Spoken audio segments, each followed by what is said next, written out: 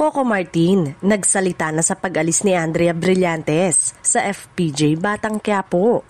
Sa gitna ng mga usap-usapan tungkol sa pag-alis ni Andrea Brillantes sa Hit Ka Pamilya primetime series na FPJ Batang Quiapo, nagsalita na ang aktor at direktor ng programa na si Coco Martin upang linawin ang issue. Sa isang panayam mula sa set ng teleserye, taas ang sinabi ni Coco na wala umanong anumang tampuhan o issue sa pagitan nila ni Andrea. Ayon sa kanya, normal lamang ang ganitong mga pagbabago sa industriya ng showbiz. Normal lang naman sa industriya na may mga pagbabago. Lahat ng artista may kanya-kanyang landas na gustong tahakin.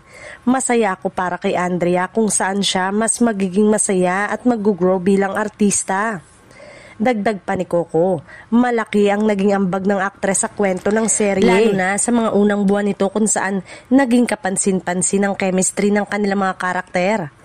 Malaki ang naitulong ni Andrea sa Batang Quiapo. Isa siya sa mga batang napakagaling at masipag. Kaya kahit saan man siya mapunta, susuportahan ko pa rin siya, ani Coco. Matatandaan na naging mainit ang usapan sa social media nang kumalat ang balitang lilipat umano si Andrea sa GMA Network. Matapos mapansin ng mga viewers na unti-unting nawawala ang karakter niyang si Fatima sa mga eksena ng Batang Quiapo. Samantala, nananatiling tahimik si Andrea hinggil sa issue, ngunit ayon sa ilang source, nakatakda raw siyang mag-focus sa mga solo project at endorsement sa mga darating na buwan. Sa kabila nito, tiniyak ni Coco na maayos ang kanyang paghihiwalay at bukas pa rin siya sa posibilidad na muling makatrabaho ang aktres sa hinaharap.